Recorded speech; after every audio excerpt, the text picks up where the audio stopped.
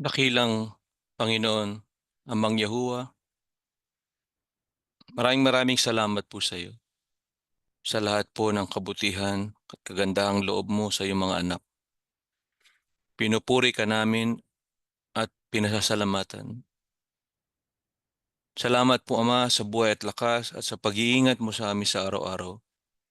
Salamat po sa mga biyaya na aming tinatanggap.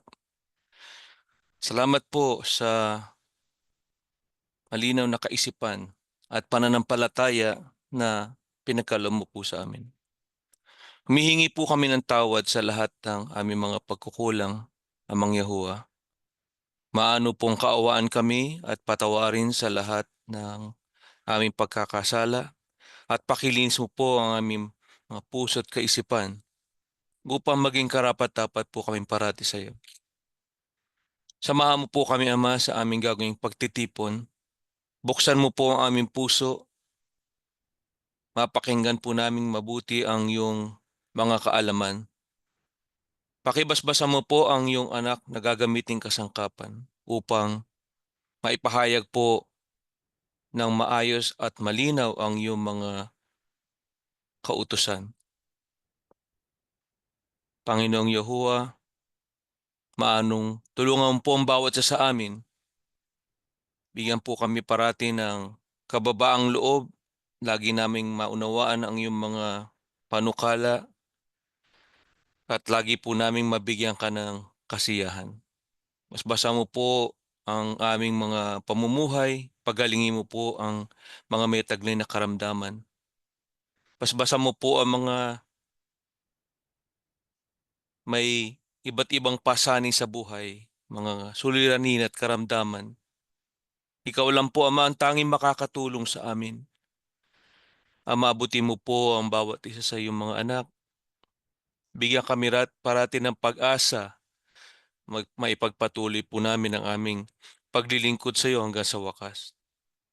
Pakitanggap mo rin po, Ama, ang aming handog naway makatulong ito sa pagpapalaganap pa ng iyong mga salita. Sumasampalataya po kami, Amang Yahuwah, na tinanggap mo po ang aming mga pakiusap. Hinihiling po namin ang lahat sa pangalan po lamang ng aming Panginoon tagapagligtas, ang Panginoong Yahushua. Amen.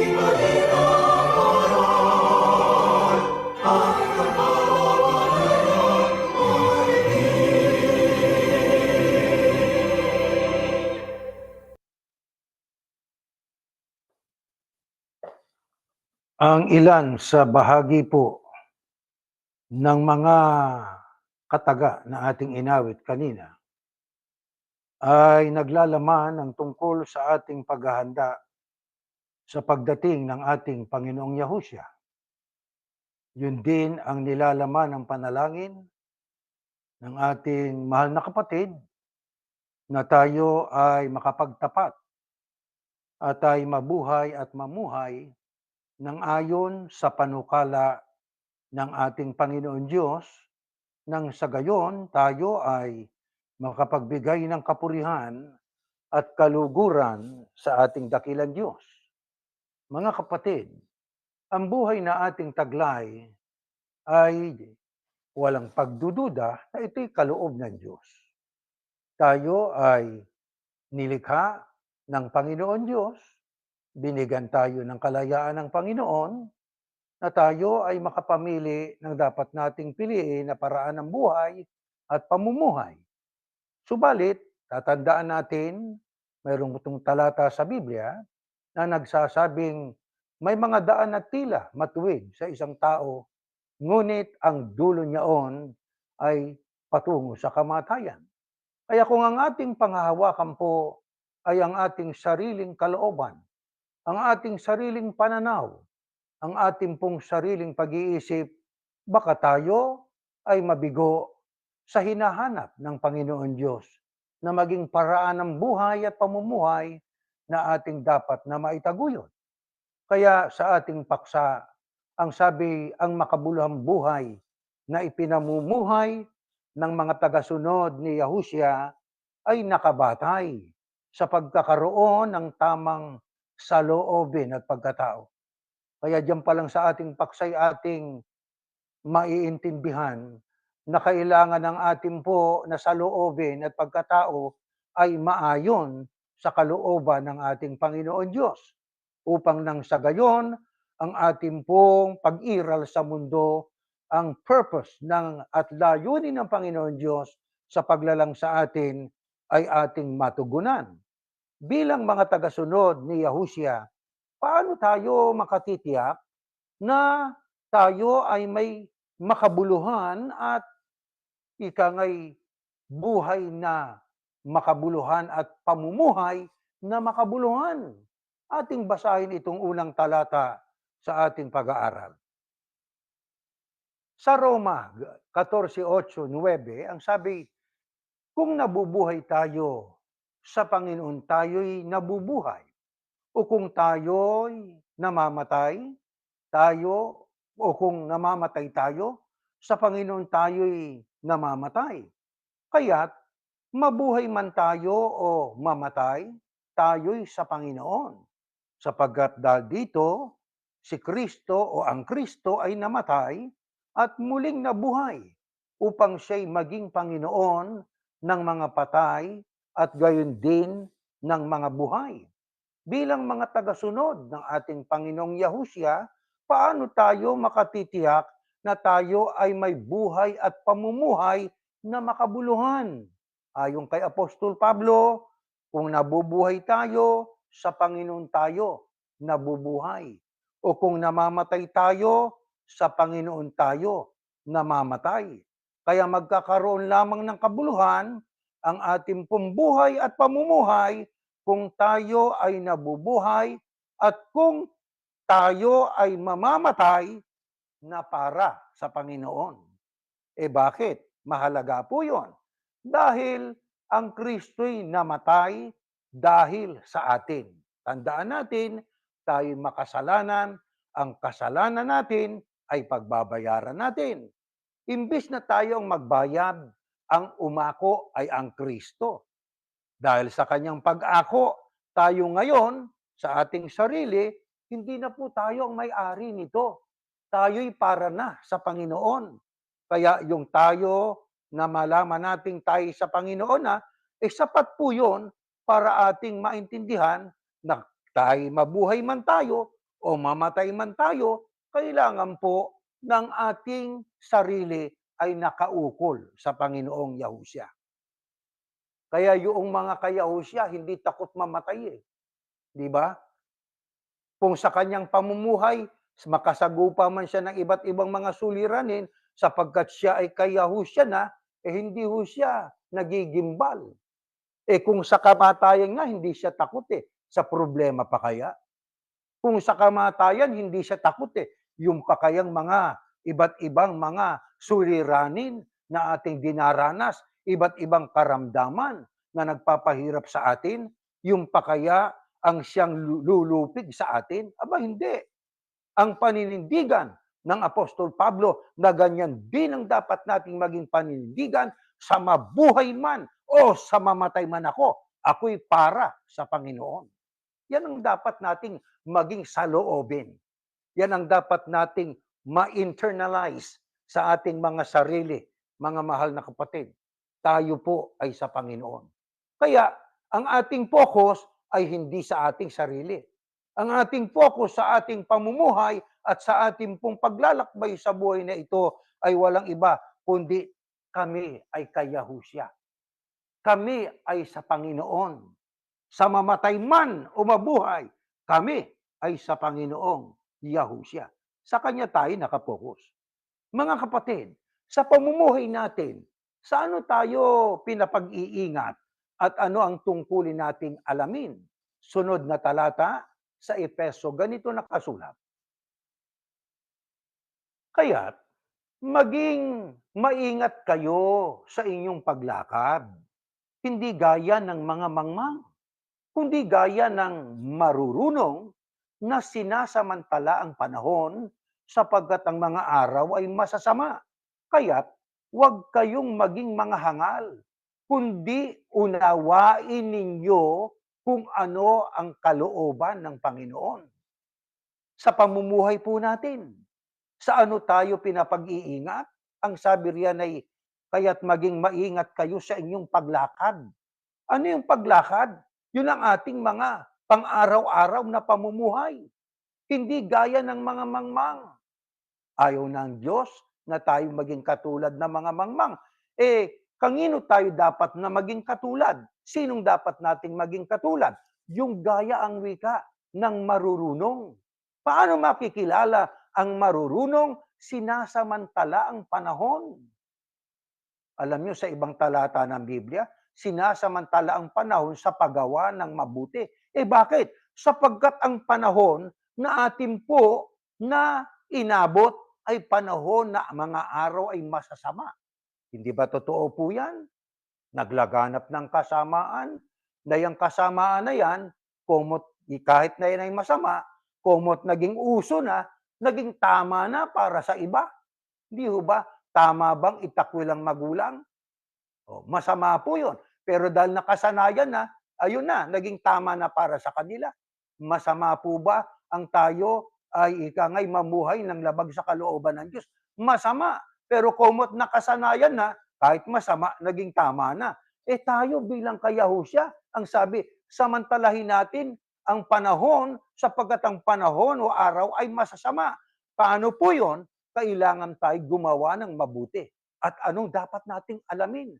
At anong dapat nating unawain? Sa gitna nitong panahon ng kasamaan, ang sabi sa 17, kaya huwag kayong maging mga hangal, katumbas hindi marunong, kundi unawain ninyo kung ano ang kalooban ng Panginoon. Sa makatuwid, meron tayong obligasyon, meron tayong tungkulin, inatangan tayo ng Diyos ng pananagutan. Ano yung ating sagutin ngayon? Unawain, katumbas, alamin kung ano ang kalooban ng Panginoon. Inaalam ba natin, mga kapatid? Yan ang tanong. Tinutuklas ba natin ang kaalaman ng Panginoon? Tayo ba, mga kapatid, ay concerned sa mga aral ng Panginoon Diyos na nakasulat sa Biblia? Bakit mahalaga na matiyak natin ng ating pong ginagawa ay naaayon sa kalooban ng Panginoon? Ganito nakasulat sa 1:27 ating basahin, kaya't nilalang ng Diyos ang tao ayon sa kanyang sariling larawan, ayon sa larawan ng Diyos siya nilalang. Sila'y kanyang nilalang na lalaki at babae. Bakit mahalaga na ating matiyak ng ating ginagawa ay naaayon sa kalooban ng Panginoon sapagkat ay nilalang ng Diyos?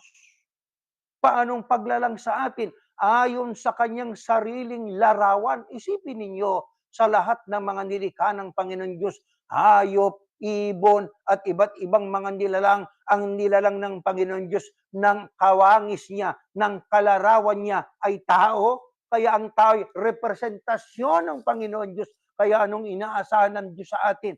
Makita sa atin ang gusto ng may lalang sa atin. Kaya mahalaga talaga, ano ba ang kalooban ng Ama? Mahalagang matuklasan natin yon. Tungkulin nating malaman po yun. Di po ba? Alam nyo, ang pagkilos natin ay siyang pagkakakilanlan kung ang ating pong sarili ay pinaghaharian ng kalooban ng Diyos. Ang ating pong pagsasalita, ang ating paggawa, doon ibabatay kung ating masasabi ng ating pagkatao ay naaayon sa kalooban ng may lalang sa atin. Alam niyo mga kapatid, ang mga ibon ay umaawit dahil sila ay mga ibon. Di po ba? Hindi sila umaawit para maging ibon.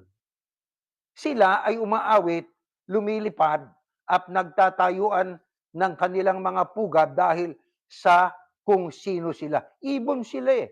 Sa makatwid, dapat nating hayaan ang ating mga kilos at ang ating mga paggawa ay dapat makita na ang Diyos ay suma sa atin. Ang ating interest ay ayon sa kalooban ng Diyos. Ang ating koneksyon ay sa Panginoon Diyos. Di po ba? Yan ay ating matututunan. Samantalang yung ibon, by instinct lumilipad, by instinct umaawit, by instinct sila po ay gumagawa ng kanilang pugad para sa kanilang magiging mga itlog at magiging mga inakay. Di po ba? Tayo ho, mga kapatid, nilikha tayo ng Diyos eh. Ayon sa kanyang larawan. Kaya sagutin natin, mga kapatid, alamin, ano ba gusto ng Panginoon? Ba't niya ako nilalang? Tuklasin natin yon. Usisain natin yon. Alamin po natin yon. Bakit? Mga kapatid, sapat na ba ng tao ay kumikilala sa Diyos at naglilingkod sa Diyos? Aba, hindi po sapat yon. Bakit? May mga naglilingkod eh. Tapos na ang pasya ng Diyos eh. Ang pagsamba, ang wika ninyo sa akin ay walang kabuluhan. Bakit walang kabuluhan? Ayon ang wika sa utos at aral ng mga tao. Bakit mahalaga nga po na ating malaman ang kalooban ng Diyos? Sapat na ba ng tayo maglingkod, umawit, maghandog? Pakinggan natin ang kasunod na talata. Ito nakasulat. Ating unawain ito, mga kapatid, sapagkat sa alay ay hindi ka nalulugod. Kung hindi ay bibigyan kita, hindi ka nalulugod sa handog na sinusunog. Ang mga hain sa Diyos ay bagbag na diwa, isang bagbag at nagsisising puso. O Diyos, ay hindi mo hahamakin. Kaya mga kapatid, ang alay ay hindi nakalulugod sa Diyos. Teka muna, hindi bang Diyos ang may sabi, mag-alay sa Kanya, maghandog sa Kanya? Totoo po yun. Noong panahon una, panahon ng Israel, mga burnt offerings, ang usok noon ay pumapaitaas po at nakalulugod sa Panginoon Diyos po yun eh. Pero ang sabi, ang mga hain sa Diyos, na yun ang hinahanap ng Diyos, na higit pa kaysa handog, ay yung bagbag na diwa. Naghandog ka nga, wala namang bagbag na diwa. Naghandog ka nga, hindi naman po nagsisisi ang puso. Di po ba? Kaya mahalaga na ang ating saloobin, taglay yung kababaang loob. Taglay po yung bagbag na diwa, bagbag at nagsisising puso. Mahalaga po yun sa harapan ng ating dakilang Diyos. Bakit? Ano pang patotoo ng propeta na si Mikas? Kaugnay ng paglilingkod sa Panginoon Diyos. Ganito nakasulat sa Mikas. Pakinggan po natin, mga kapatid. At sinabi, dito naman sa unang Samuel pala, no? Unang muna natin basahin yan, no? Bago yung Mikas. Sinabi ni Samuel, ang Panginoon o si Yahuwah, kaya ay may malaking kasiyahan sa mga handog na sinusunog at sa mga alay, gaya ng pagsunod sa tinig ng Panginoon o ni Yahuwah. Tiyak ang pagsunod, papansinin natin ito. Ito yung dapat nating bigyang pansin. Ang pagsunod ay mas mabuti kaysa alay. Mabuti yung alay, mabuti yung paghandog, pero mas mabuti ang pagsunod at ang pakikinig kaysa taba ng mga tupang lalaki. Kasi ito yung referido ito kay Haring Saul sapagkat itong si Haring Saul ay inutusang lipulin ng lahat ng kaaway. Huwag magtitira kahit hayop. Nagbukod siya ng mga hayop at ang sabi niya ay para sa Diyos to. ang sabi, lipulin, huwag magtira, nagtira. Maganda sana hangarin niya, eh. Ano yung saloobin niya? Yung saloobin niya, ako gusto kong maglingkod sa Diyos, eh. Iaalay ko 'to sa Diyos, magtitira ako. Nilabag niya ngayon yung utos ng Diyos na lipulin ng lahat, kahit mga hayop. Kaya nang siya'y maghain ng handog sa Panginoon, ang sabi ni Samuel, ang Panginoon o si Yahuwah ay malaki kasiyahan sa mga handog na sinusunog sa mga alay, eh. Gaya ng pagsunod sa tinig ng Panginoon ni Yahuwah. Tiyak ang pagsunod ay mas mabuti kaysa alay o paghahandog. At ang pakikinig kaysa taba ng mga tupang lalaki. Nakita ba ninyo, mga kapatid, kung gaano ka-istrikto ang Diyos? Napaka mahalaga sa Diyos yung pagsunod. Ang handog, utos niya yun, eh. Pero sumusunod ka ba sa paghahandog mo?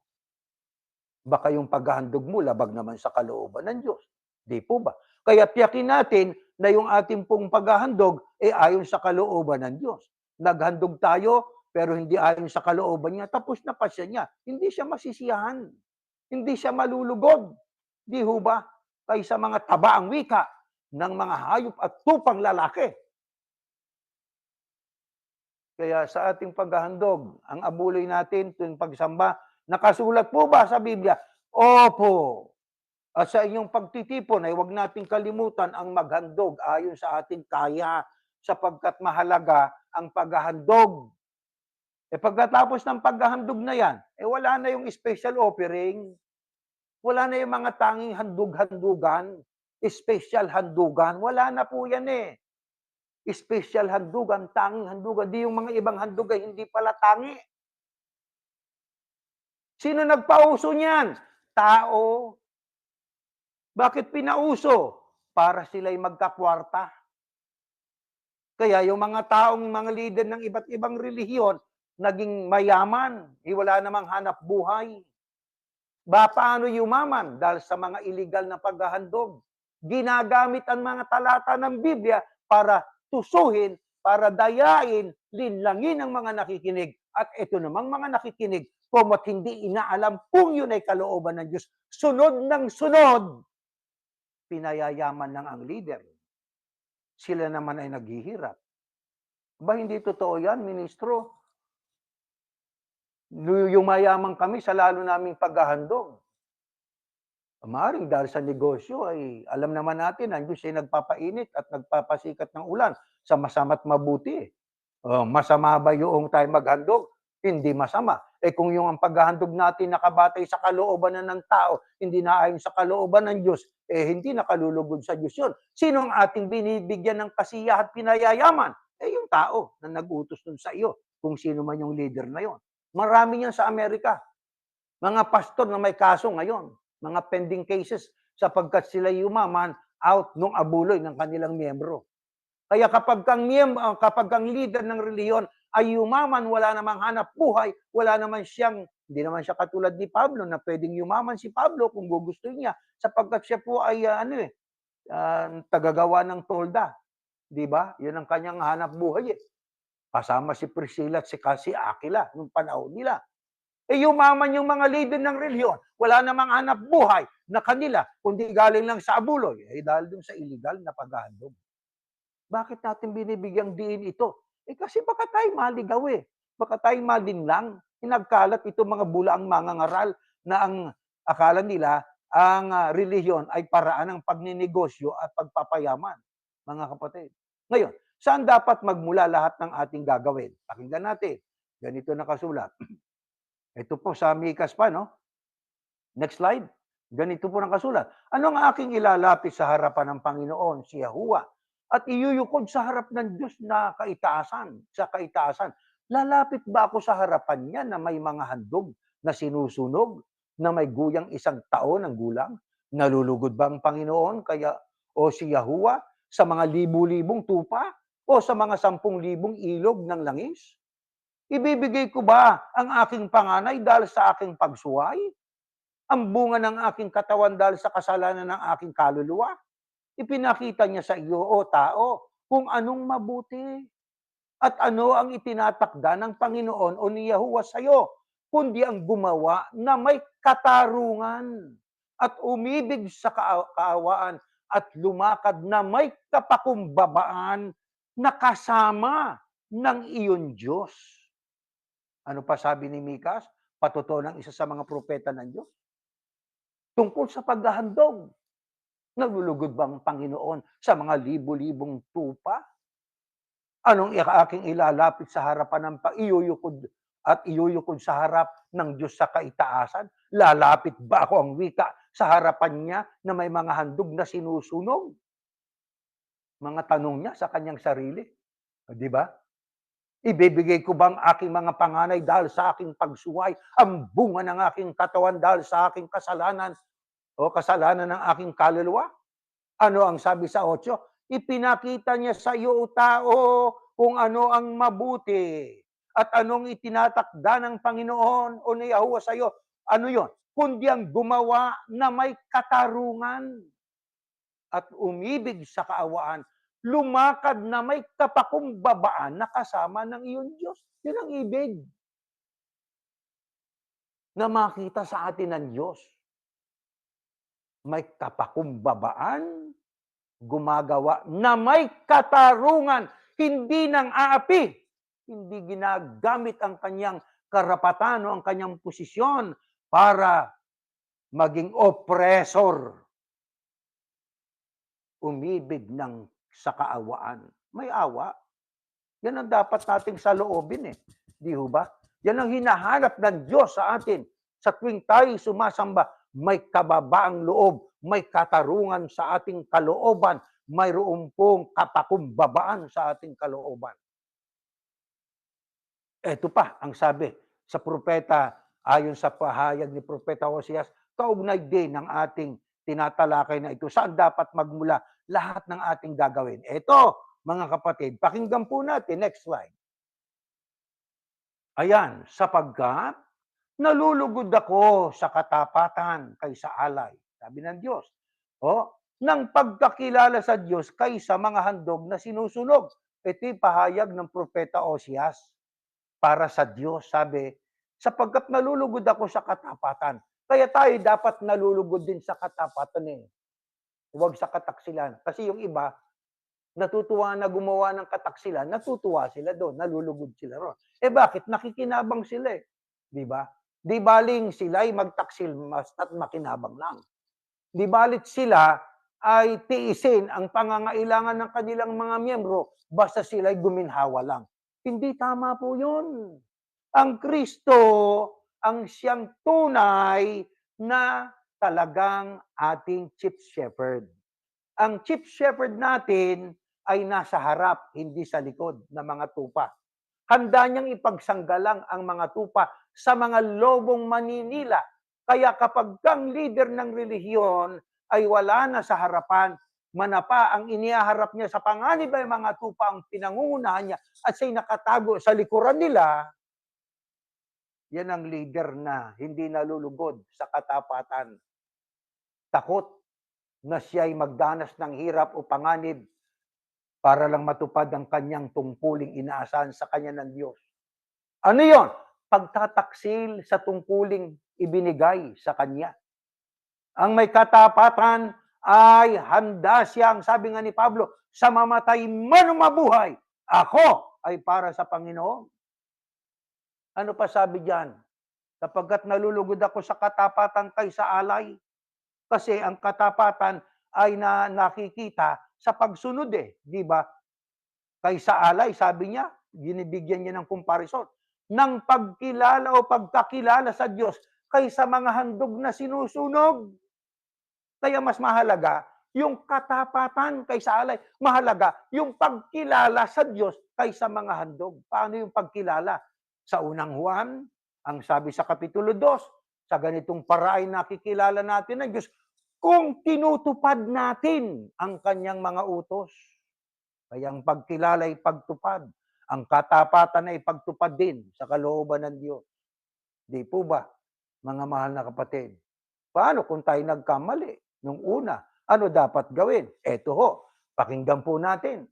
Nagkamali tayo ng saloobin eh. Kaya ang ating pinagagagawa kung ano yung kalooban ng tao, hindi na kalooban ng Diyos. Naakala natin kalooban pa ng Diyos. Next slide. Ganito nakasulat. Kaya, magbalik loob ka sa iyong Diyos. Mag-ingat ng kabutihang loob at katarungan at hintayin mong lagi ang iyong Diyos. Yan ay pahayag din ni Propeta Oseas. Nagkamali? Opo. Bakit? Hindi naging tapat, naging taksil. Paano? Hindi sumunod sa kalooban ng Diyos. May sinunod din, pero kalooban ng tao. Anong dapat gawin? Magbalik loob. Kanino dapat magbalik loob? Sa organized church? Sa religious organization na kung saan ay mayroong hierarkiya, mayroong tagapamahalang pangkalahatan, may pangalawang tagapamahalang pangkalahatan, may mga lupon, may mga sanggunian, may mga district ministers, may mga ministers sa mga lokales, lahat ng yun, yuyuko ka ron. Amo mo yun, babati ka ron. Panginoon, kumusta po kayo? Binabati ko po kayo. Pag hindi ka bumati, sabi, may paglalagyan ka. Hierarchy. Samantalang ang Kristo, ang sabi niya sa Mateo, huwag kayong patawag na rabi o guro sapagkat isang inyong guro. Huwag kayong patawag na Panginoon, isa lang ang Panginoon nyo. Yung salitang sir, ang katumbas pala nun ay Panginoon. Di ba ang tawag natin sa kanila, kumusta po kayo, sir? Saan ka galing? Doon po, sir. Puro sir. Nung bandang huli, yung ating tagapamahalang pangkalahatan noon, bago namatay, nag-circular, wag nang tawaging sir ang mga ministro. Kasi ako dati, ministro doon sa Iglesia ni Cristo, tinatawag akong sir. Tuwang-tuwa ako doon. Pero nung malayan pala nung leader na yon, bago siya namatay, na yung sir palang katumbas ay Panginoon, nag-circular siya. Huwag nang patawag na sir, lahat. Pero mayroon pa rin matitigas ang ulo ng mga kaanib, sir pa rin na tawag. Huwag na, sapagkat ang katumbas ng sir ay Panginoon. Diba? Doon ka ba magbabalik loob sa organized church na may hierarkiya, na doon na hindi natutupad yung pantay-pantay?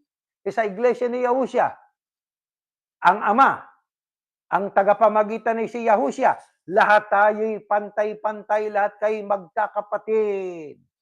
Ministro, magkakapatid pa rin. Hindi ka pwedeng mag-rule over o magpapapanginoon sa iyong mga kasama sa paglilingkod. Mga awit, ingap yaman, auditor, mga pangulo ng sambahayan, lahat ay pantay-pantay. Isa lang ang Panginoon natin, tagapamagitan. Siyang ulo ng iglesia, siyang chief shepherd, siyang executive minister, siyang tagapamahalang pangkalahatan. Lahat ay pareho rito. Ganyan sa iglesia ni Yahusya.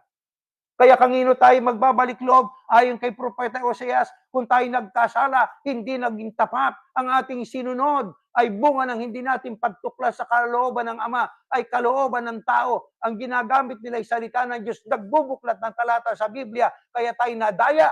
Bakit nga? Nagbuklat, nagbasa, nakinig ka, sumunod ka, hindi mo inalami. Kaya naloko tayo. Gamitin natin ang salitang naloko, napakakaraniwang bagay, ibig sabihin nailigaw tayo. Kung sakaling ganyan tayo noon, magbalik loob kanino? Sa Diyos, sapagkat tayo nagkasala, hindi sa tao, kundi sa Diyos. Hindi tayo nagkasala sa isang religious organization, kundi sa Diyos. Kaya sa Diyos tayo dapat magbalik loob.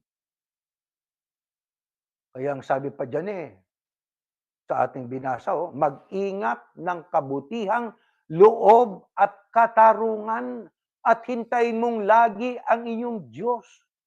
Ano ibig sabihin? Hintayin natin lagi ang ating Diyos. Umugnay tayo sa Diyos. Sa lahat ng ating paraan ng pamumuhay, negosyo, maglalakbay ka, magbibiyahe, magbabakasyon, manalangin sa Diyos. Hintayin natin ang Diyos. Hintayin natin sabi nga, umugnay tayo sa Diyos. Mahalaga po yun, mga kapatid, sa ating buhay at paraan ng pamumuhay. Bakit kailangan nating maging maingat sa paraan ng pamumuhay natin? Sa paraang iugnay natin sa Diyos yan. Pakinggan po natin sa Kawikaan. Ganito nakasulat kung paanong sa tubig ang mukha'y naaaninaw, gayon naaaninaw ang tao sa kanyang isipan.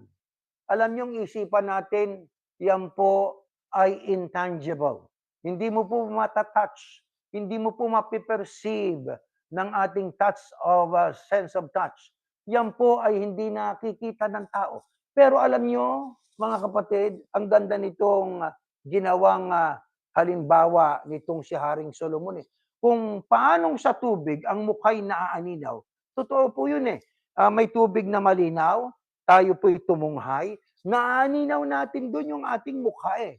Ang sabi niya, ganyan. Gayon naaaninaw ang tao sa kanyang isipan. Sa makatwid mga kapatid, although yung ating isipan ay inward, hindi outward, kundi inward countenance natin po yan. The manifestation of what is inside ay kung ano yung ating panglabas na anyo. Di po ba, mga kapatid? Kung ano yung ating ginagawa, paraan ng buhay at pamumuhay, doon nakikilala kung ano yung saloobin natin. Kung ano yung nasa isipan natin. Doon nakikilala kung yung saloobin natin ay ayon sa kalooban ng Diyos. Magagandang ating ginagawa. Di po ba? Sa ating binasa kanina, may katarungan at umiibig tayo sa paggawa ng mabuti. Yun ang ibig lang sabihin nun. Ang saloobin natin nun, kalooban ng Diyos. Ang ating pagkatao, pinagarian ng kalooban ng Diyos.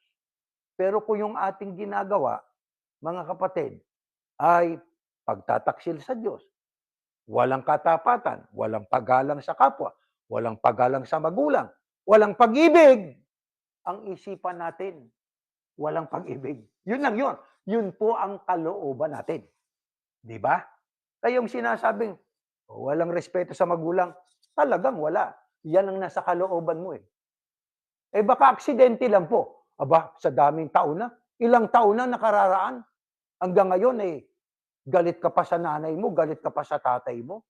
Maaring sa umpisa nabigla ka lang. Pero dapat inagapan mo. Ilang araw lang nilapitan mo siguro, ay tatay, nanay, nagkamali ako. Patawarin niyo ako. Di ba? Pero ilang taon na nakararaan hanggang ngayon mayroon ka pang, di ba? Naghaharbor tayo ng ill feeling. Masama. Yan ay puot na, hindi nagalit yan. Masama po yung ganon, mga kapatid. Kaya ang sabi, yung isipan hindi nakikita, pero yung gawain doon nakikita kung ano nasa isip ng tao. Hindi natin maitatanggi po yun. Paano kung magmaskara, ministro? Yung maskara, alam nyo, itinatakpan nun kung ano mukha talaga ng tao. Di ba? Pero ang maskara na yan, mga kapatid, darating ang panahon, mawawala, maaalis. Pag naalis, makikita kung sino ka talaga. Ba't ka gagamit ng maskara pagdating sa paglilingkod sa Diyos? Kasi ayon dun sa Lucas, di ba, they hide themselves sa pamamagitan ng mask, religious na mask.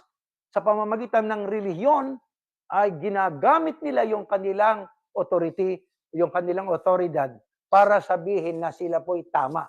Maskara lang pala yon, yung pagiging tama. Pero yung tunay na kulay nila, hindi pala sila talaga mabuting tao. Ang tawag nga sa ibang talata ng Biblia, mga antikristo. Mga ano? Mga kalaban ng Kristo. Bakit? Sapagkat sila ay bumabanggit ng pangalan ng Kristo, pero ang sinusunod nila, hindi ang aral ng Kristo, kundi yung ibig nila. Kaya nga antikristo. Kaya nakamaskara para wag mahalata. Marami niyan, nako, ang daming mangangaral na ganyan ngayon. Naglipa na po yan. Isama nyo kami sa inyong sinusuri. Baka kami nakamaskara din. Di po ba?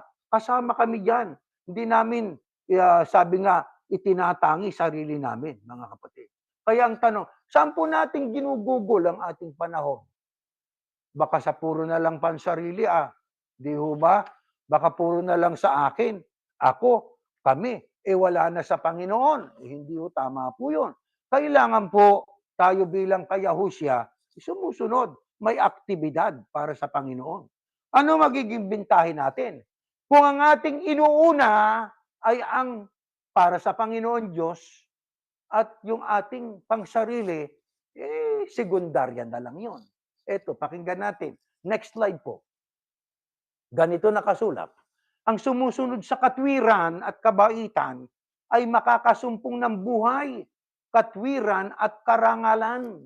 Ang sumusunod sa katwiran, ano ba yung katwiran? O 1:16, 17 ng Aklat ng Roma. Ang katwiran, Ebanghelyo. Ano ba nasa Ebanghelyo? Ibigin mong Panginoon Diyos ng buong puso mo at ng buong kaluluwa mo at ng buong lakas mo at ang kapwa-tao mo. O di, unahin natin ang sa Diyos. Unahin natin ang sa kanyang bugtong na anak, ang Panginoong Yahushua. Di po ba? Pag inuna natin sila, ibig lang sabihin, bahala na sila sa ating pansariling kailangan. Ganon po yun, mga kapatid. Kaya yung inuuna yung kanilang sarili, tiyak, hindi makasusunod yon sa katwiran. Hindi nila may pagpapauna ang Kristo at ang Diyos na si Yahuwah. Kaya yung turo sa school na, what are the prime necessities of man? Ang itinuro sa atin sa eskwelahan, food, shelter, and clothing. What are the prime? Pag sinabing prime, primary, pangunahin. Dapat ay itinuro nilang pangunahin ang Diyos. Ano yung secondary na lang? Food, shelter, and clothing. Minsan itong eskwelahan kasi, di ba? Turo ng turo, hindi nila namamalayan, labag pala sa kalooban ng lumalang sa atin di ba? Ang primary, unahin natin ang Diyos na lumalang sa atin. Yung ito, saka na lang yan. Yung ating kapwa, secondary po sila. I-prioritize natin ang Diyos. I-prioritize natin sa buhay natin ang ating Panginoong Yahushua na namatay para sa ikatitiyak natin ng pagtatamo ng kapatawaran ng kasalanan. Sino ho ang makakatulong sa tunay na pag-usbong ng ating matibay na koneksyon kay Yahuwah at sa ating Panginoong Yahushua? Pakinggan natin ito. Ganito nakasulat sa Juan. Ganito po ang ating mababasa sa Juan 6:35 hanggang 40. Sinabi ni Yahushua sa kanila, ako ang tinapay ng buhay. Ang lumalapit sa akin ay hindi magugutom, at ang sumasampalataya sa akin hindi kailanman mauuhaw. Subalit sinabi ko sa inyo na nakita ninyo ako, subalit hindi kayo sumasampalataya. Ang lahat ng ibinibigay sa akin ng Ama ay lalapit sa akin. At ang lumalapit sa akin, kailanman ay hindi ko itataboy. Sapagkat ako'y bumaba mula sa langit, hindi upang gawin ko ang aking sariling kalooban, kundi ang kalooban ng nagsugo sa akin. At ito ang kalooban ng nagsugo sa akin, na sa lahat ng ibinigay niya sa akin ay huwag kong iwala ang anuman, kundi muli kong bubuhayin sa huling araw. Sapagkat ito ang kalooban ng aking Ama, ng bawat nakakakita sa anak at sa kanya'y sumasampalataya ay magkakaroon ng buhay na walang hanggan, at muli ko siyang bubuhayin sa huling araw. Sino po ayon sa Biblia ang tanging makatutulong sa atin upang ang ating koneksyon sa Panginoong Diyos ay lalong tumibay? Ang Panginoong Yahushua. Sabi ng Panginoong Yahushua, ako ang tinapay ng buhay. Siya bang literal na tinapay? Hindi. Kung ang tinapay na literal na kailangan natin sa ating buhay at pamumuhay, ang Kristo, siyang tinapay na sumasagisag sa buhay na walang hanggan, mga kapatid. At ang sabi niya, ang lumalapit sa akin hindi magugutom. Ang sumasampalataya sa kanya hindi kailanman mauuhaw. Totoo, hindi totoo?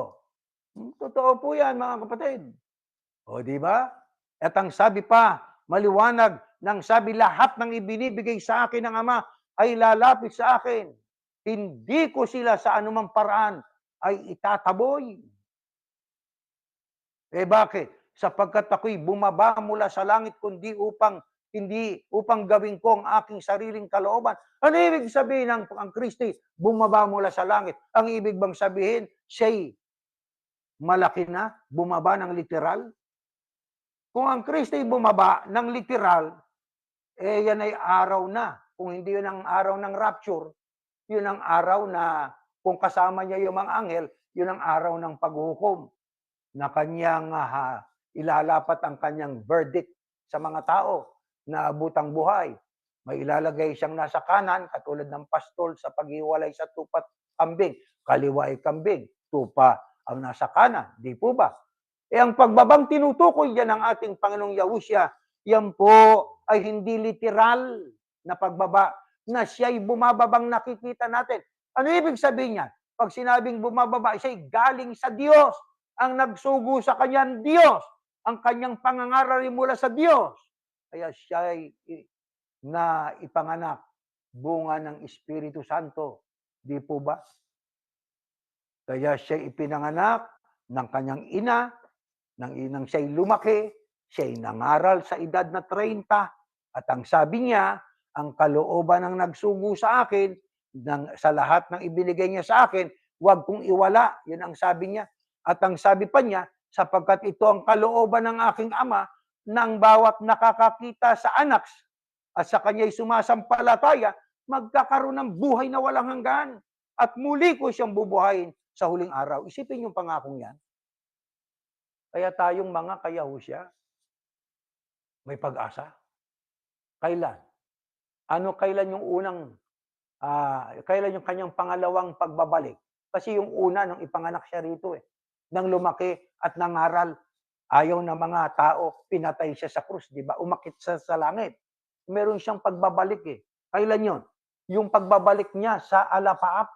Ano ang mangyayari sa mga lumalabi sa kanya? Sa mga taong ibinigay ng Diyos sa kanya?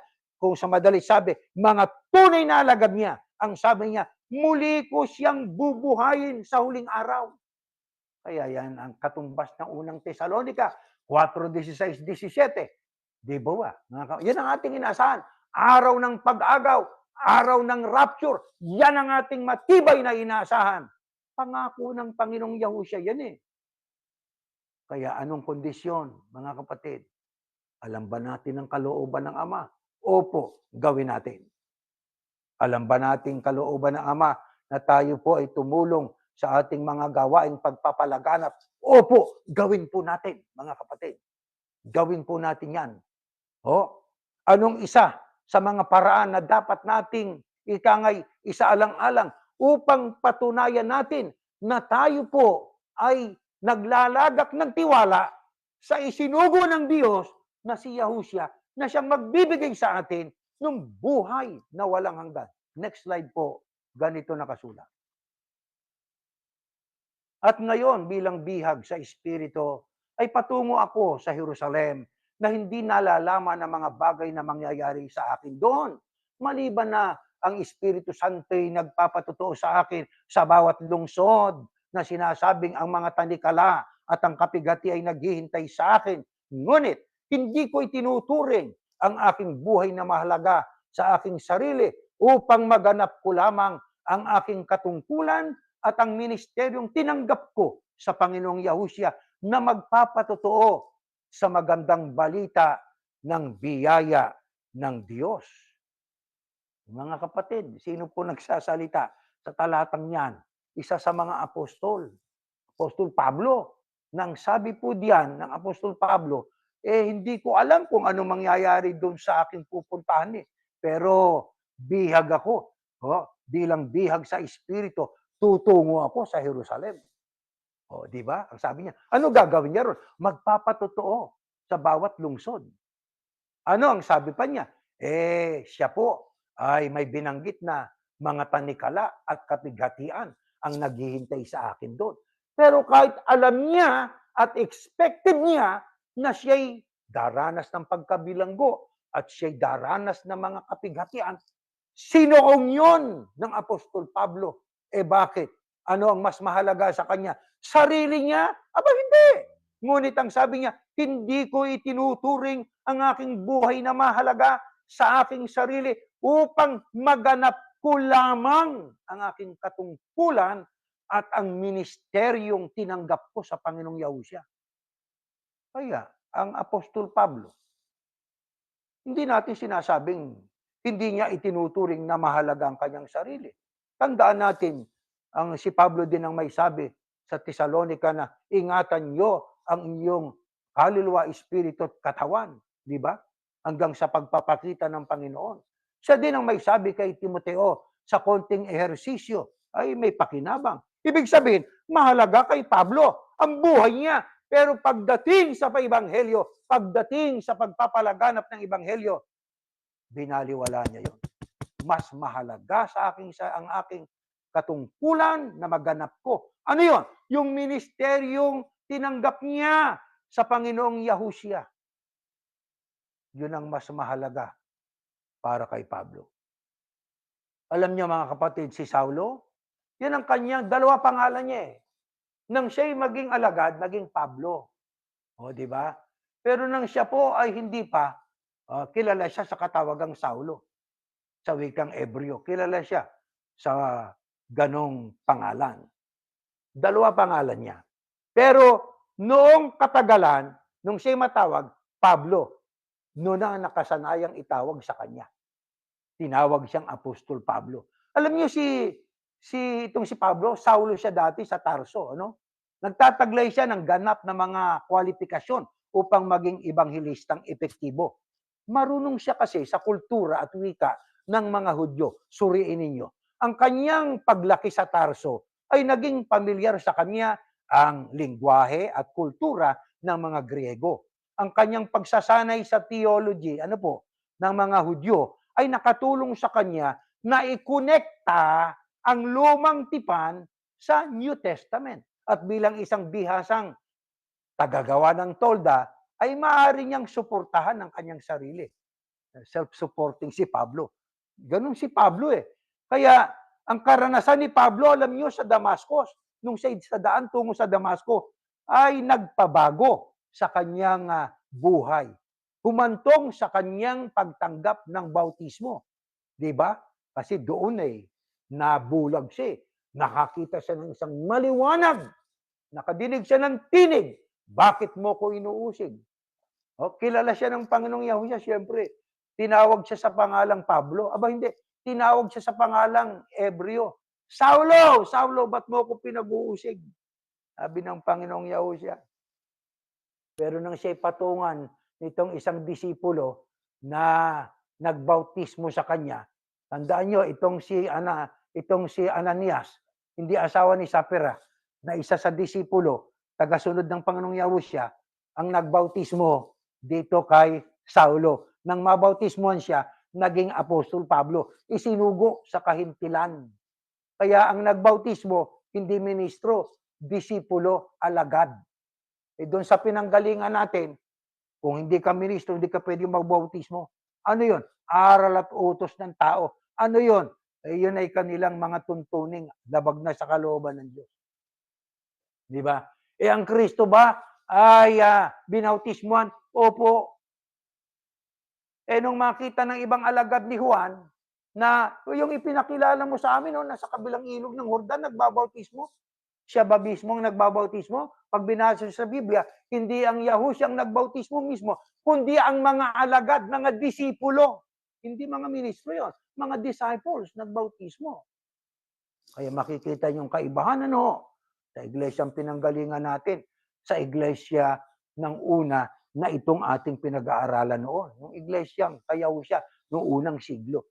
Nag-deviate kasi ang iglesyang ito sa maraming aral na sinusunod ng mga unang tagasunod ni Yahushua noong unang siglo. Nag-deviate, umiba ng landas. Di ba? Kaya iba na aral. Kaya mahalaga talaga na ating malaman ang ating sinusunod, sapagkat pag nalaman natin ang ating sinusunod ay tama, ayon sa kalooban ng Ama, maninindigan tayo kapares ng paninindigan ng Apostol Pablo. Mga kapatid, di po ba? Kaya, kapag dinala na ni Yahuwah ang isang tao kay Yahushua, alam ba ninyo kung ano ang layunin ng ating Panginoon Diyos? Meron kang tungkulin. Mula sa Katoliko, mula sa iglesyang pinanggalingan natin, naging iglesia tayo ni Yahushua, mayroong inaasahan sa atin ng Diyos. Mayroong pinagagawa sa atin. Ano yan? Pakinggan natin. Ganito nakasulat sa ilang talata pa ng Biblia. Sapagkat kung paanong sa isang katawan ay meron tayong maraming mga bahagi at ang mga bahagi hindi magkakatulad ang gawain. May gawain. Oh, ang iglesia tinulad sa katawan. Ang bumubuo sa katawan ay ang mga tagasunod. Ang ulo natin ang Kristo para ipakita ang kaugnayan sa isa't isa. Kaya sa isang katawan itinulad. Ang mga katawan na yan may iba't ibang parte pero hindi magkakatulad ang gawain. Kaya tayo na marami ay isang katawan kay Kristo o sa Kristo at sa mga mga bahagi na sama-sama sa isa't isa. Hindi watak-watak, kundi sama-sama. Kaya may unity. O, kanino? Doon sa mga tunay na tagasunod ni Yahushua. Saan sila nakikipag-unite? Sa ulo. Sino yung ulo? Na tagapamahalang pangkalahatan? Ang Kristo. Kaya hindi tayo magkakamali sapagkat ang ating ulo ay perpekto. O di po ba? Tayo ay may mga kaloob na magkakaiba-iba. Di ba? Totoo nga naman yun. Ayon sa biyaya na ibinigay sa atin. Kung propesiya, ay gamitin ito ayon sa sukat ng pananampalataya. Kung paglilingkod, ay sa paglilingkod. O ang nagtuturo, ay sa pagtuturo. O ang nangangaral, ay sa pangangaral. At ang nagbibigay ay magbigay na may magandang loob. Ang namumuno, yan ang mga padre de familia siguro, ay may magpagsisikap. Ang mahabagin ay may kasiglahan. Ang pag-ibig ay maging walang pagkukunwari. Kapuutan ninyong masama, panghawakan ng mabuti. Kapag tayo naka-Yahushua na, tagasunod na tayo ni Yahushua, ang tumawag sa atin, pumili ang Panginoon Diyos, may tungkulin tayong gagampanan natin. Ano ba tungkulin nyo? Ano ba tungkulin ko? Gampanan po natin yon, mga kapatid. At ang isa pa sa paalaala sa ating pagsasamaan, merong unity. Ang unity natin, hindi nakabatay sa panukala ng ministro, ng mga ministro dito. Hindi. Kung anong panukala ng ating pinakapangulo, basahin natin. Ano ba gusto ng Panginoong Yahushua? Pagdating sa ating paraan ng pamumuhay, basa. Ito kalooban ni Yahushua. Oh. Ayun ang ating sundin. Hindi yung ano kalooban ng ministrong si Atadero, ministrong si Nemes. Hindi ganon. Ang aming tinutuklas ng kapatid na Nemes ay ano ba kalooban ng ating Pangulo si Yahushua? Basa kapatid. Ay, ito kapatid na Jerelo, itong kalooban ng Panginoong Yahushua. Kapatid na Atadero, itong kalooban ng Panginoong Yahushua. Itong ating pong isishare sa ating mga kapatid. Nakita ninyo?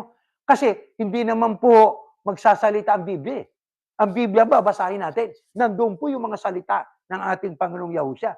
Kaya dito, ang nasusunod, hindi kami, kundi tayo sama-samang sumusunod sa ulo ng iglesia, ang Panginoong Yahushua.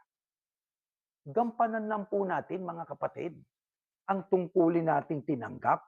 Huwag nating baliwalain po yun. Pahalagaan po natin. Kailan? Kung tayo bedridden na, hindi na tayo makakilos. Ngayong may lakas pa tayo. Ngayon pong nakakapagsalita pa tayo. Ngayong nakakalakad pa tayo. Ngayong tayo mayroon pang abilidad na makipag-communicate. Ngayon natin gamitin yan. O, bakit mali na ating pong ipagpaliban ang pagtupad sa kalooban ng Diyos yung ating tungkulin? Huwag nating ipagpaliban yon. Nasabing saka na. Ito dahilan. Pakinggan natin. 13:12. Sa mga ilang talata pa. Nagpapasakit ng puso ang pag-asang naaantala. Ngunit punong kahoy ng buhay ang natupad na nasa. Totoo po yun eh. Di ba? Nakakapagpasakit ng puso ang pag-asang naaantala. Nabibitin ka kasi. Yung inaasahan mo naaantala, nadidelay. Di ba? Kaya ganun din sa Panginoon Diyos eh. Naaantala, ibig sabihin, ipinagpapaliban natin at trabahong ipinagagawa sa atin ng Diyos. Alam niyo, kapag ipinagpaliban natin, hindi ka gumagawa, sa panahong yon, papasok ang dyablo. Pag ipinagpaliban natin ang gawain ng Diyos, papasok ang dyablo, tutuksuin ka, kaya magiging preoccupied ka sa gawain ng dyablo. Ano yon? Huwag mong gawin ng pagmimisyon. Huwag mong gawin ng pagdalo sa pagsamba, hayaan mo na yan. Bakit? Kasi dinelay natin eh. Hindi natin tinupad kaagad eh. Di ho ba? Kaya wag nating bigyan puwang o daan ng dyablo. Paanong paraan yon? Gawin natin, wag nating i-delay ang pagsusunod sa kalooban ng Ama. Sa lahat ng panahon, pwede tayong magmisyon. sa trabaho, may telepono tayo sa ating pong sa ating neighborhood, sa ating mga kaibigan, maging sa Walmart o sa Publix, pag namamalengke ho tayo, may nakausap tayong tao, mag-mission tayo, huwag tayong mahiya. Alam ba niyo, ang pangalan ng Diyos ay Yahuwah? Ang pangalang Jesus, yan pala ay isiningit lang noong 16th century. At yan pala ay katunayang ang Kristo ay talagang hindi yan ang pangalan niya. Bakit? Ang Kristo kasi hindi naman Latino eh. Nakakapag-mission tayo. Di ba? Gawin po natin yon. Kaya, wag nating ipagpaliban ng para sa Diyos. Bakit nga po? Ito dahilan. Sa ikalawang Pedro 3:9, ganito nakasulat. Ating basahin ito, mga kapatid. Next slide. Ganito ang ating mababasa sa ikalawang Pedro. Hindi mabagal ang Panginoon tungkol sa kanyang pangako na gaya ng kabagalang itinuturing ng iba, kundi matiyaga siya sa inyo na hindi niya ibig ng sino may mapahamak, kundi ang lahat ay dumating pa sa pagsisisi. Hindi mabagal, hindi nag-aantala. Hindi dinidelay ng Panginoon ang kanyang pangako tungkol sa atin. Yun na lang ating paghinga. Pag dinilay ng Diyos ang ating paghinga, patay na tayo. Patay na. Di ba? Pag dinilay ng Diyos ang mga biyaya para sa atin, ano makakain natin? Kaya hindi mapagpaliban ng Diyos sa kanyang pangako. Pero alam nyo, ang sabi ng Biblia, magaganap ito, malapit ang pagdating ng Panginoon. Digmaan, mga kagutom, mga peste, at iba't ibang uri ng kaguluhan. Pero ba't wala pa siya? Ang sabi ng Biblia, nagtitiyaga ang Diyos sa inyo. Bakit? Nagbibigay siya ng pagkakataon. Ano yung pagkakataong yon? Na tayo magsisi. Bakit? Ano ibig niya sa taong nilalang niya? Hindi para ibulig sa dagat-dagatang apoy. Siyang may ibig ng sinuman ay maligtas. Siyang may ibig ng sinuman ay maligtas. Sinuman. Kaya ang sabi niya, sinumang taong, sabi ng Kristo, sinumang taong pumasok sa akin. Ibig sabihin, sinumang taong sumunod sa akin. Sinuman. Ano man ang lahi mo, ano man ang kulay, ano man ang wika. Ganyan din ang Diyos. Galing sa Espiritu ng Diyos yan. Ang Espiritu ng Kristo. Ang sabi na hindi niya ibig ng sinuman ay mapahamak. Marapang ibig niya, ang lahat ay magsisi. Kapag si Yahushua ay nangako, ano ang banal na payo ni Yahuwah para sa atin, kahit nung unang panahon pa. Next slide. Ganito nakasulat. Ating basahin ito, natin. Ngunit ang inyong pananalita ay magiging oo, kung hindi, kung hindi. Anumang higit pa rito ay buhat sa masama. Ika'y nasilo ng mga salita ng iyong mga labi at ika'y nahuli ng mga salita ng iyong bibig. Huwag mong bigyan ng tulog ang iyong mga mata o paidlipin naman ang talukop ng iyong mata. Yan ay mga talatang binasa natin para ipakita po ang ating pong pagpapahalaga sa kalooban ng Diyos. Ano ba pasya mo? Naka Yahushua ka na? Opo. Ano pasya mo? Susunod ba tayo? Opo. Dapat ay opo kung opo. Anong pasya mo? Kay Yahushua ka na?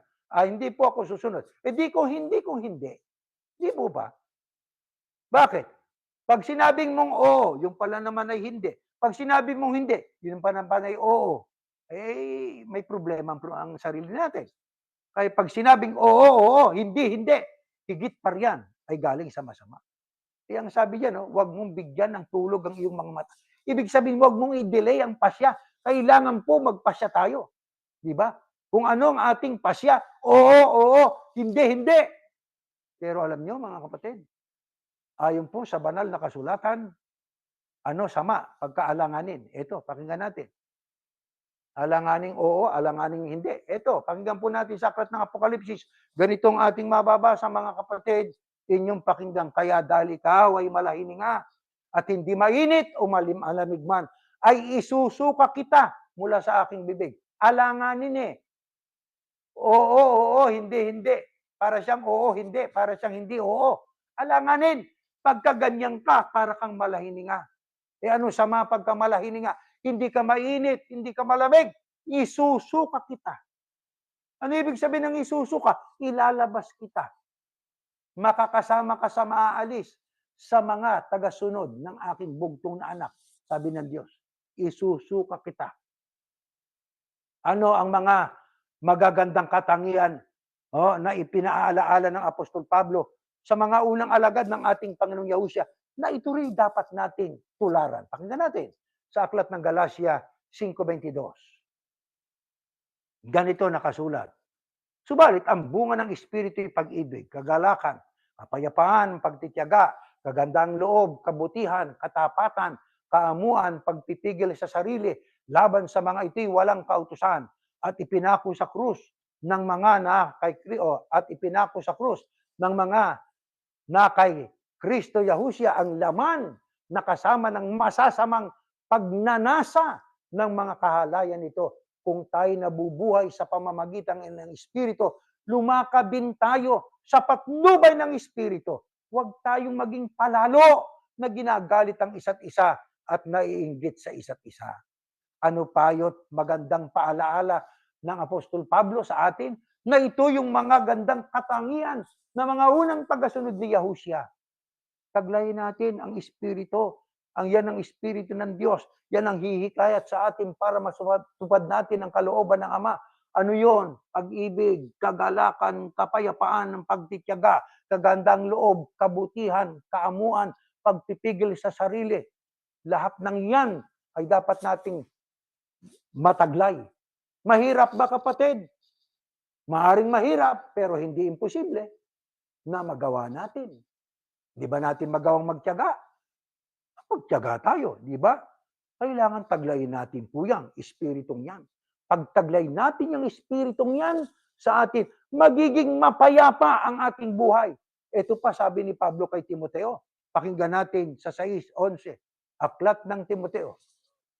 Ganito ang ating mababasa. Ngunit ikaw, tao ng Diyos, layawan mo ang mga bagay na ito. Sumunod ka sa katwiran, sa pagiging makadiyos, sa pananampalataya, sa pag-ibig, sa pagtitiis, at sa kaamuan. Yan naman ang pribadong pahayag ni Pablo kay Timoteo ng kanyang pinangangaralan. Layuan mo ang mga bagay na ito. Sumunod ka sa katwiran o sa salita ng Diyos, sa pagiging makadiyos. Huwag makatao, huwag makasarili, huwag makamaterial, huwag makamundo, kundi makadiyos. Ang mundo ay lilipas, ang kapwa-tao natin lilipas, pero ang Diyos ay mananatili magpakailanman. Kaya tayo ay sa Diyos manalig, sa Diyos tayo manghawak. Ang mga katangiang hinahanap sa atin para ang atin po na magawa ay yung kalooban ng Ama. Kailangan mataglay natin yung pagkatao, yung saloobin na naaayon sa kalooban ng Diyos. Gaya ng isa-isa ng Apostol Pablo, kaamuan, kabaitan, ang kanyang pag-ibig at ang kanya pong katapatan. Pagsunod sa katwiran, mahirap bang gawin yan? Pakinggan po natin ang nakasulat sa 4:13. Kung kasama natin ang Diyos at Kristo, mahirap bang gawin yan? Pakinggan natin ito. Next slide, Pilipos. Lahat ng mga bagay ay aking magagawa sa pamamagitan niyang nagpapalakas sa akin. Walang imposible.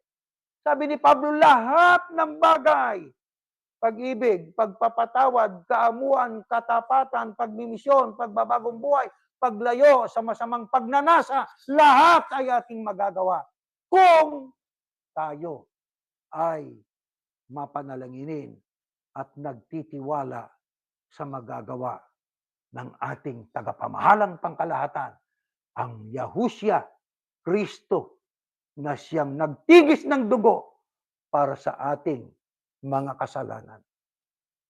Mga kapatid, habang tayo ay pinamamalagi ng Diyos na buhay, maging makabuluhansa ng ating buhay. Habang tayo pinamamalagi ng Diyos sa pamumuhay na ito, huwag tayong mamuhay gaya ng mga tao ng sanglibutan. Mamuhay tayo ng naaayon po sa kalooban ng ating Diyos upang ating maluwalhati ang Ama, upang ating maluwalhati ang kanyang anak na siyang nagtigis ng dugo para sa atin at nang tayo po ay maging karapat-dapat doon sa pangako ng Panginoong Yahushua. Sa pagbabalik ko ang wika, bubuhayin ko sila, bibigyan ko sila ng buhay na walang hanggan. Yan pong ating ipananalangin Tumayo kayo, mga mahal na kapatid. Aming Ama, salamat na muli sa iyo. Binubusog mo kaming palagi ng iyong mga aral.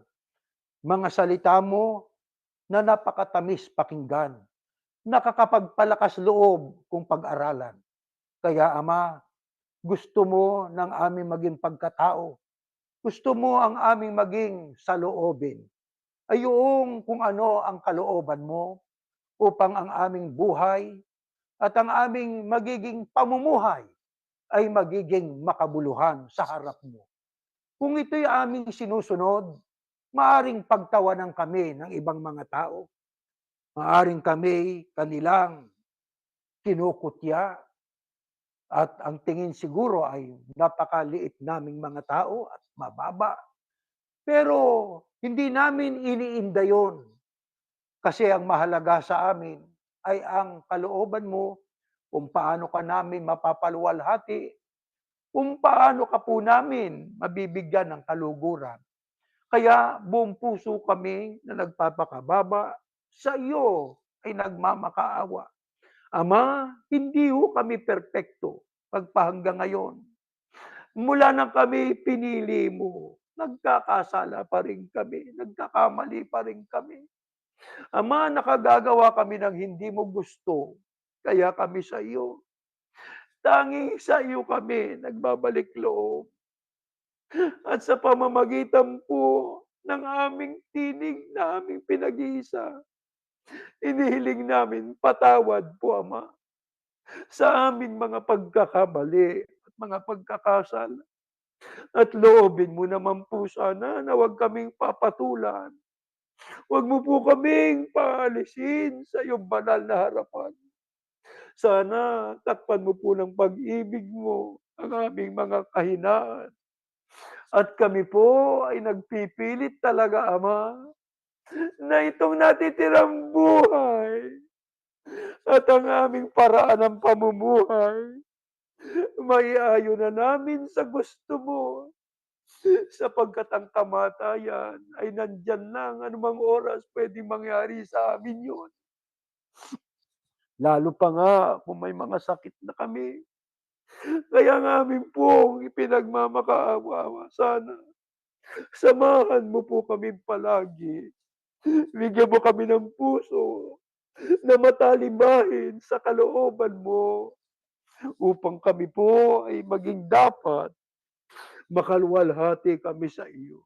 Salamat po ng marami sa lahat ng mga katotohanan ito.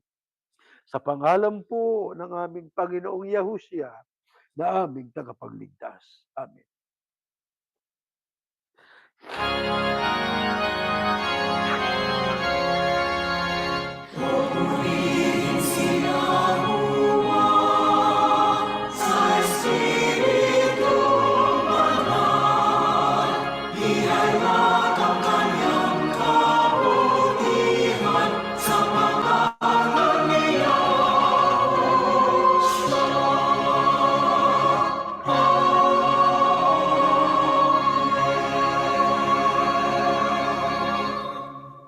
Ang biyayang pagliligtas ng ating Panginoong Yahushua, ang pag-ibig ng Diyos na si Yahuwah, at ang patuloy na pakikilakip ng Espiritu Santo sa nawang sumaating lahat ngayon at magpakailanman. Amen. Mga mahal na kapatid, meron tayong mga tagubilin po. Ang ating reminders, katulad ng dati, kung gusto po niyo magdonasyon at magbigay po ng inyo pong abuloy, ay nandiyan po sa inyong screen sa Church of Yahushua. At yung ating mga donasyon naman ay sa ofirpa.com. You can share our website at www.churchofyahushua.org, which contains our declaration of faith and links to the latest worship services and Bible studies as well. Ganon din po yung ating pong binabasang palagi, ang Timoteo, isama lagi natin sa panalangin ang buong sangkatauhan, mga pinuno ng mga bansa, mga pinuno ng relihiyon na sana'y magbalik po sila, magbago, at sila'y magbalik loob sa Diyos. Iwan yung mga pakinabang na yun, pagsisihan, at may tsansa pa para sila po'y makapagbalik loob din sa Diyos. Hanggang diyan po at tayo natatapos na, mga kapatid.